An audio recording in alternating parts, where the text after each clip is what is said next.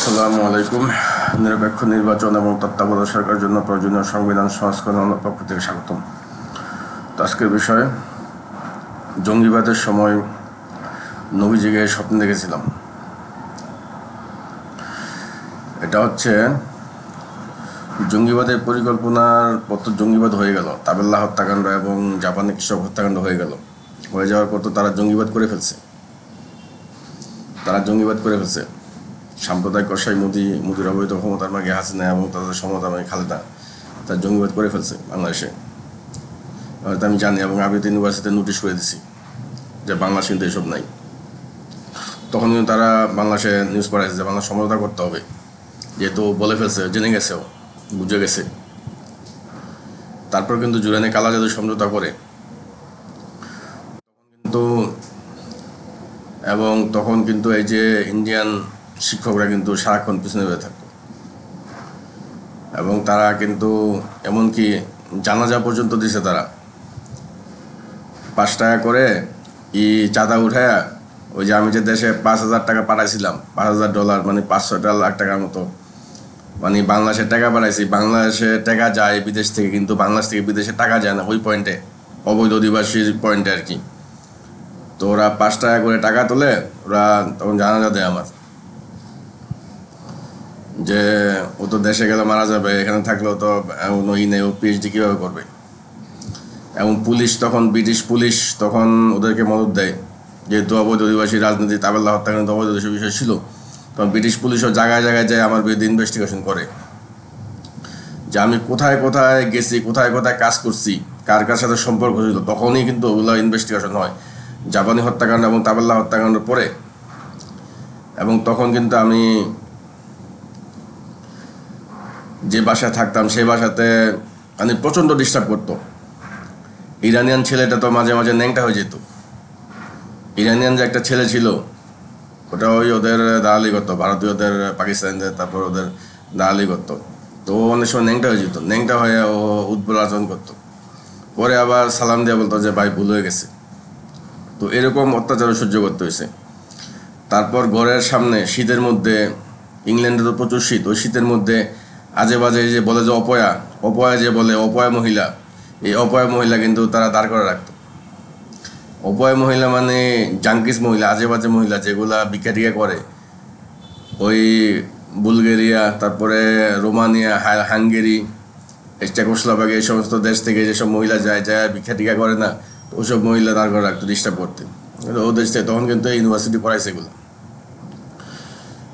এবং এমনকি যে গ্যাসের যে বিষয়টা, ওখানে অনেক সময় যে গ্যাস ট্যাস, মানে তখন দেখতাম যে সামান্য কিছুতে কিন্তু বাইরের সাথে তখন পুলিশের লিঙ্ক ছিল, এবং সামান্য কিছু তারা চরম মানে করতো, মানে এত জঙ্গিবাদ করে ফেলছে। এখন আমি দেশে আসলে তোরা ফেসে যাবে। আবার ওখানে ওরা আমাকে হত্যার চেষ্টা করছে। ওরাও মনে করেন যে ওরা ওখানে তো ধরা খাওয়ার ভয় ছিল, ওরা ভয় পাইছে কিছুটা। তখন ভয় পেয়ে আমাকে তখন ফাঁসাবে কী হবে, ফাঁসানোর তো কোনো নেই। তখন কিন্তু ষড়যন্ত্র বেশি করছে, তখনও কিন্তু ষড়যন্ত্র করছে। তারপরে কিন্তু জুরানে কালা জাদু সমঝোতা করলো যে তোর মাথার রক্ত চুষে জঙ্গিবাদ করে বাংলাদেশ খাবো। হ্যাঁ, এরা দেখেন অপকর্ম করে নিজে অপরাধী হয়ে গেছে, অপকর্ম জড়ায় গেছে, জড়ায় অপরাধ তারা করে ফেলছে। অপরাধ করে তারা আবার ভুল করে, এক ভুলের পর তারা আরেক ভুল করে, আরেক ভুল করতে করতে আজকে তারা গণহত্যার কুত্তা বিপ্লব করলো। তো মনে পড়লো, আমি ভুলে গেছিলাম বিষয়টা।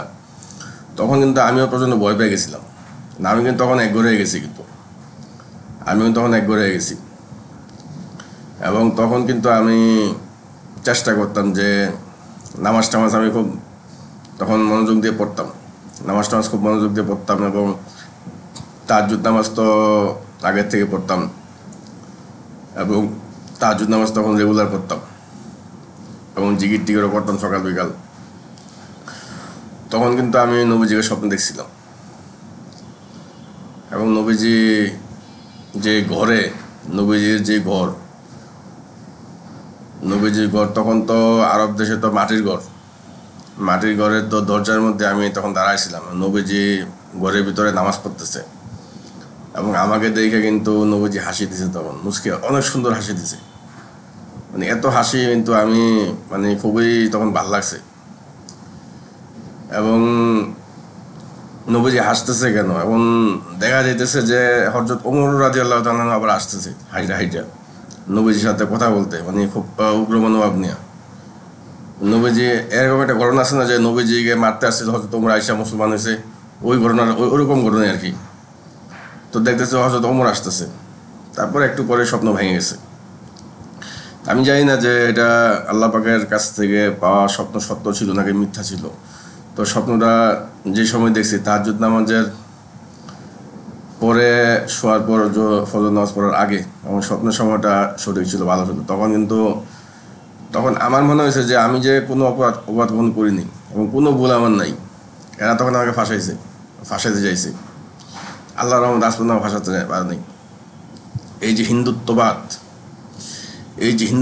এই যে ক্ষমতার বাদ, এই যে চুরির বাদ, এই যে আস্ফালনের বাদ, বিমান ঘাঁটি করার কোনো দরকার নাই। বিমান ঘাঁটি করার, বিমান ঘাঁটি তারা করবে।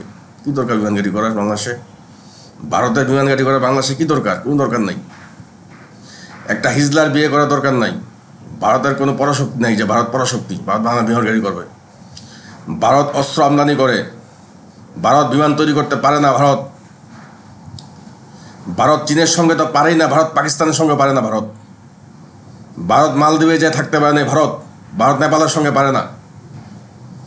সে একটা অক্ষম, পুরুষত্বহীন, একটা নির্জীব, একটা সস্তা প্রকৃতির একটা ভারতের একটা আজেবাজে একটা দেশ বাংলাদেশ বিমান ঘাঁটি করে। এই হিজলার যখন বিয়ে করার শখ হয়েছে, বিয়ে করতে পারে নাই। মোদি কুত্তার জীবনে বিয়ে করতে পারে নাই। ওর গোড়াঘাটের বিমানের সাথে জীবনে পূর্ণ হইব না, কারণ তারাই ষড়যন্ত্র করছে। ধন্যবাদ।